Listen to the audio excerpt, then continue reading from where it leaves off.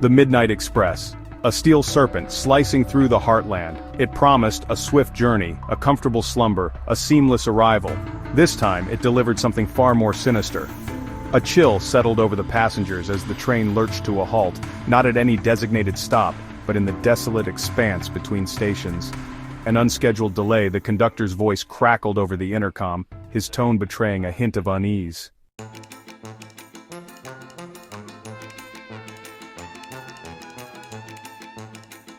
Panic, raw and visceral, erupted as the first whispers of murder snaked through the train. It spread like wildfire through the carriages, igniting fear and suspicion in its wake. The conductor's earlier reassurances, once a source of comfort, now rang hollow. A young attendant, her face pale and drawn, stumbled out of car 42, her eyes wide with terror. She stammered, barely coherent, about a woman, her lifeless eyes staring vacantly at the ceiling, her body sprawled on the floor. The train shuddered to a final stop, the silence deafening after the relentless rhythm of the wheels.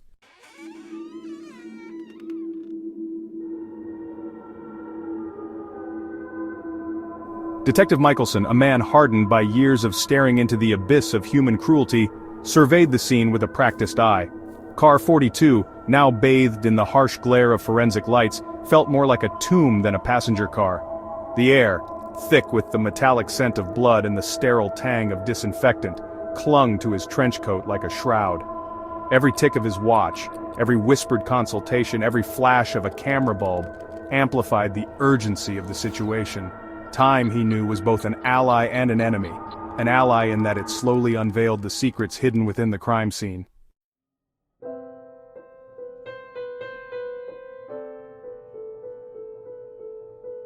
The train car, stripped bare by the meticulous work of the forensics team, yielded its secrets reluctantly. Every smudged fingerprint, every misplaced fiber, every drop of blood told a story, but piecing those stories together into a coherent narrative was proving to be a daunting task. The victim, identified through a faded driver's license found tucked away in her purse, was Emily Carter, a freelance journalist from Chicago. Her work, often focused on social justice and exposing corruption, had earned her both admiration and enemies. Could this be a professional hit? A silencing of a voice that dared to speak truth to power? Or was there a more personal motive at play? A hidden chapter in Emily's life that had led to this tragic end? The passengers, weary and shaken, provided a chorus of denials and half-remembered details.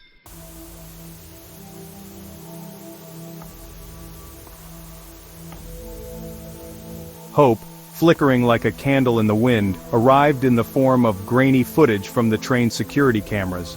The cameras, strategically placed throughout the carriages, had captured Emily's final hours, her movements a silent film playing out on Michelson's laptop screen. She was alone, her face illuminated by the soft glow of a reading lamp, her brow furrowed in concentration. But then, something changed. A subtle shift in her posture, a slight turn of her head, as if she were acknowledging someone. The camera angle, unfortunately, didn't capture the person she seemed to be talking to.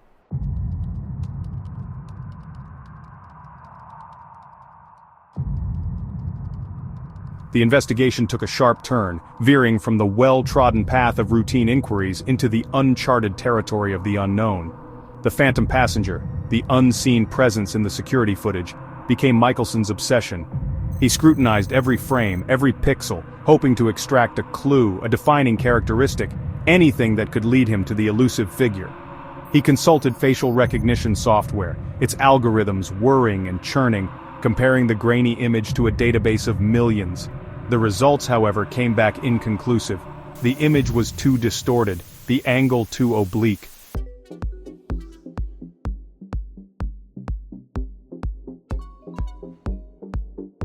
The train's passenger manifest, a meticulously maintained document, became Michelson's latest fixation. It listed names, destinations, points of embarkation and disembarkation, a tapestry of journeys woven into the fabric of the Midnight Express. But this tapestry had a glaring hole, a missing thread that threatened to unravel the entire design. The phantom passenger, so vividly present in the security footage, had vanished into thin air. No one on the list matched the shadowy figure's description. No one recalled seeing anyone fitting that profile.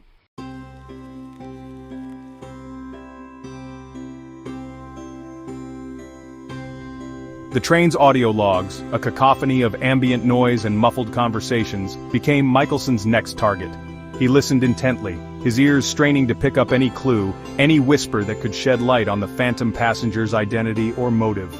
The rhythmic clatter of the train wheels, the hiss of the air conditioning, the murmur of distant conversations, all blended into a hypnotic soundtrack to his investigation. He isolated the audio from the security footage, filtering out the background noise, amplifying the silence.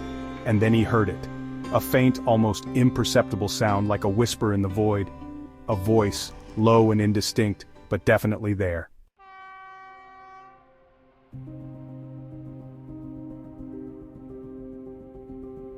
Section 3. The Shadows Trail.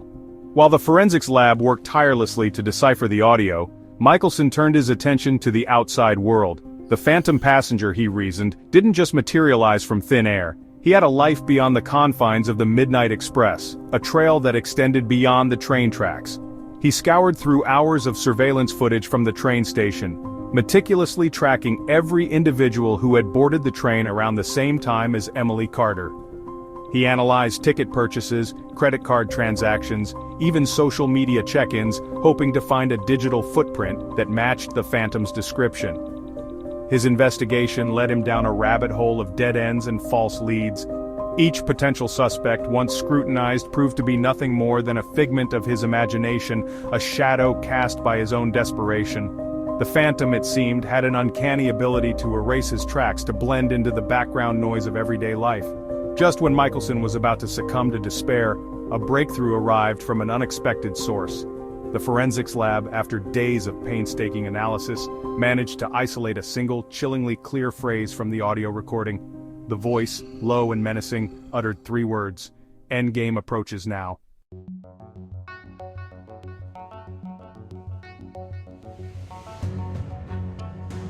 Section 4.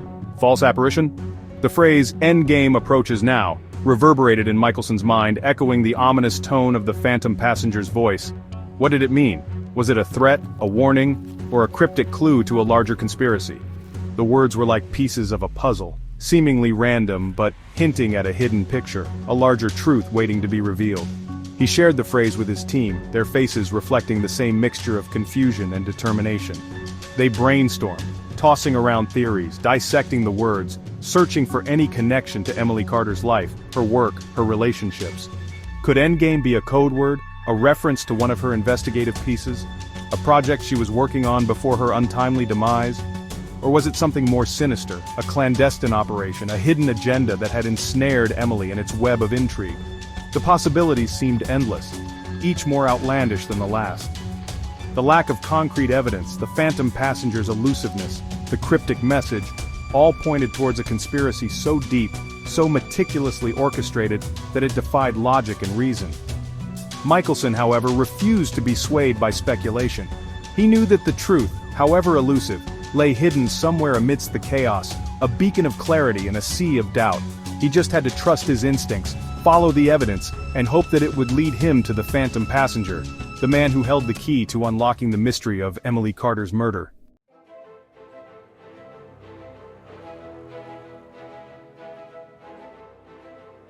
Days turned into weeks, the initial frenzy surrounding Emily Carter's murder fading from public memory. The investigation, however, continued, fueled by Michelson's unwavering determination. He refused to let the case go cold, to let Emily's killer slip away into the shadows. He revisited Emily's apartment, hoping to find something, anything that could shed light on the cryptic phrase, "Endgame approaches now." He studied her notes, her research, her half-written articles, searching for any mention of Endgame, any connection to a larger story, a hidden truth she might have stumbled upon. And then, tucked away in a dusty box filled with old files, he found it, a worn leather-bound journal, its pages filled with Emily's elegant handwriting. He opened it carefully, his heart pounding with anticipation.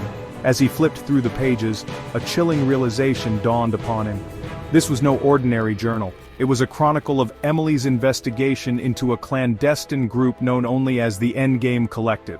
The entries were fragmented, incomplete, but they painted a disturbing picture of a powerful and secretive organization, their influence reaching deep into the corridors of power. Emily, it seemed, had gotten too close to the truth, uncovering secrets that someone was willing to kill to protect.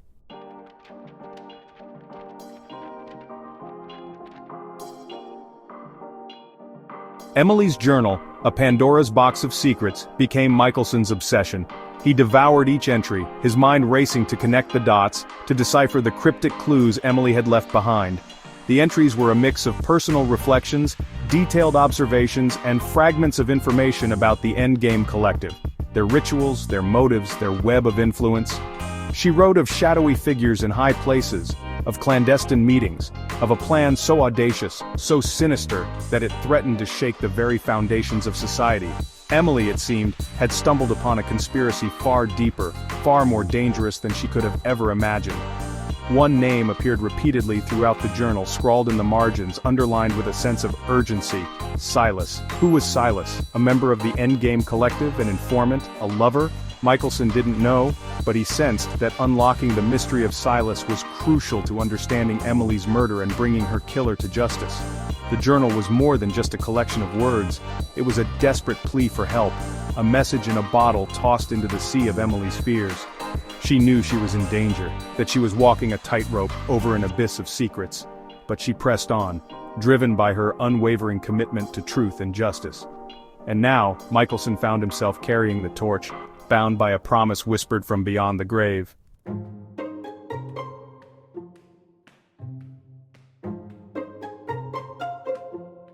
Michelson's investigation took a sharp turn, veering from the confines of a murder investigation into the shadowy world of conspiracies and covert operations. The Endgame Collective, once a figment of Emily's imagination, a ghost story whispered in the dead of night, was now all too real.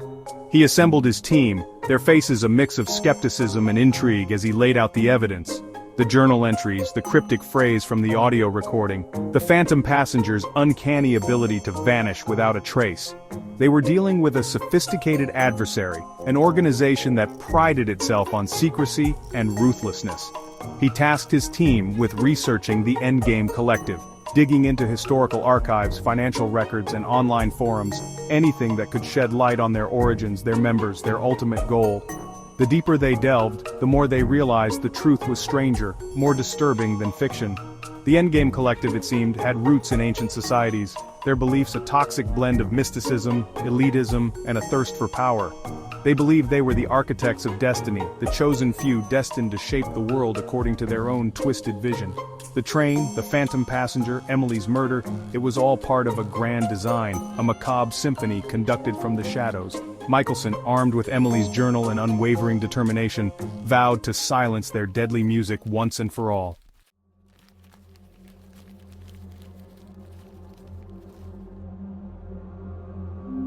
Days turned into weeks as Michelson's team worked tirelessly, following every lead, chasing every shadow. They infiltrated online forums, posing as conspiracy theorists, hoping to lure out members of the Endgame Collective. They analyzed financial transactions, tracing the flow of money through a labyrinth of shell corporations and offshore accounts, searching for the puppet master pulling the strings. Slowly, painstakingly, a clearer picture began to emerge.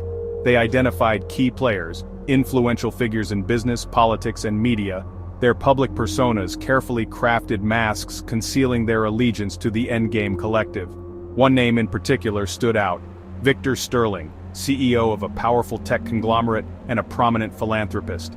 Sterling, a charismatic and enigmatic figure, cultivated an image of a visionary leader, a champion of progress. But behind the facade of benevolence lurked a darker truth, a ruthless ambition and unwavering belief in the Endgame Collective's twisted ideology. Michelson suspected Sterling was the mastermind behind Emily's murder, the architect of the elaborate scheme that had ensnared them all. But he needed proof, something concrete to link Sterling to the crime, to expose him for the monster he truly was. The stakes had never been higher. Michelson was no longer just investigating a murder, he was waging a war against a shadowy organization that threatened the very fabric of society.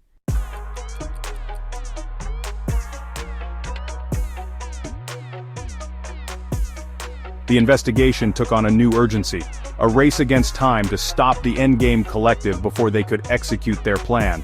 The whispers in Emily's journal hinted at an imminent event, a catalyst that would trigger a chain reaction. plunging the world into chaos and paving the way for their new order. Michelson, his gut churning with a mixture of dread and determination, knew he couldn't do this alone.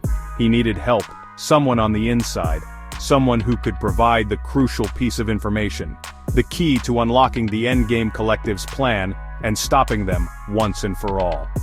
He reached out to an unlikely ally, a former intelligence operative, now living a life of anonymity, haunted by the ghosts of his past.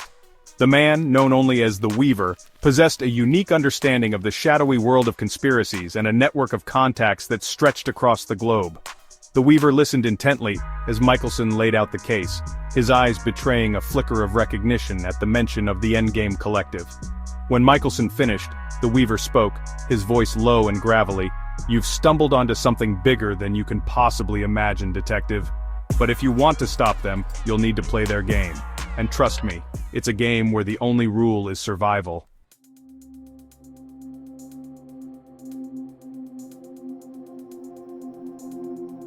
The Weaver's words, laced with a chilling mix of warning and weary acceptance, hung in the air like smoke.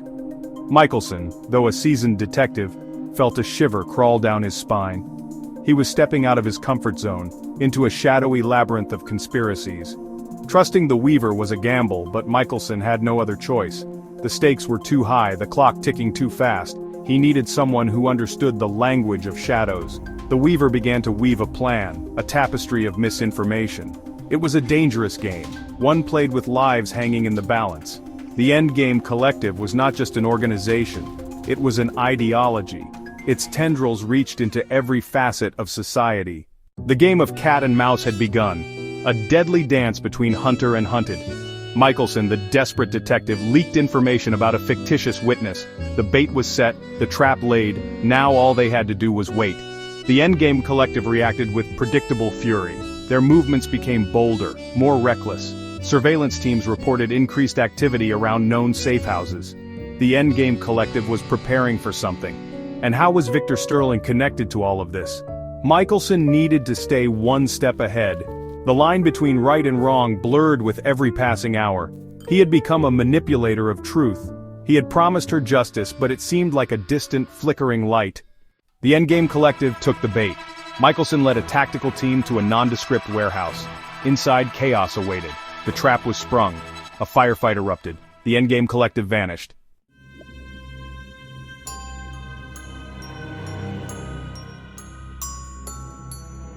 The escape was a blow, a punch to the gut that left Michelson reeling. He had played their game, walked into their web, only to find it empty, a spider's lair abandoned before the kill. The Endgame Collective, it seemed, always stayed one step ahead, their movements as elusive as smoke, their motives as impenetrable as a locked vault. Despair threatened to consume him, but Michelson, fueled by Emily's memory and a burning sense of justice, refused to yield. The Endgame Collective had made a mistake, a fatal error in their otherwise flawless performance. They had underestimated him, his determination, his unwavering commitment to the truth. The escape, he realized, was not a victory, but a desperate act of self-preservation. They were afraid, their carefully constructed world crumbling around them. And fear, Michelson knew, made people reckless, predictable. He returned to Emily's journal, his fingers tracing the faded ink, searching for a clue, a hidden message, anything that could lead him to the heart of the Endgame Collective's plan. And then, in the margins of a page filled with cryptic symbols, he found it. A date, circled in red, the day Emily had marked for her own investigation. The day she believed the Endgame Collective would make their final move. The date was tomorrow. Time, he realized, was not on his side. The clock was ticking down, and the Endgame Collective was about to make their final move. But this time, Michelson would be ready for them.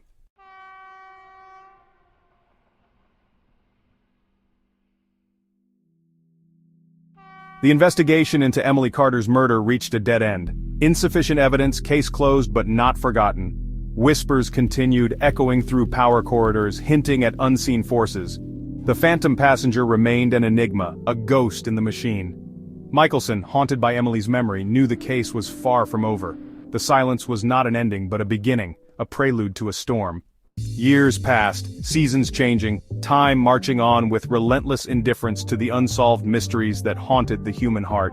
The Midnight Express continued its journey, a steel serpent winding its way through the heartland. The memory of Emily Carter refused to fade. Her name lived on in the quiet whispers of those who refused to let her story be forgotten. Michelson, now a grizzled veteran, carried her case file, a constant reminder of the one that got away. He had chased shadows, followed dead-end leads, and stared into the abyss of human darkness. The phantom passenger, the endgame collective, the truth behind Emily's murder, all remained shrouded in mystery. The silence became a chilling companion, a constant reminder of the unseen forces that shaped their world. The case, officially closed, remained open in Michelson's mind, waiting for the right clue to ignite the truth. Until then, he would listen to the silence, for within its depths lay the echoes of unanswered questions. The train had moved on, but the mystery, like a phantom passenger, remained.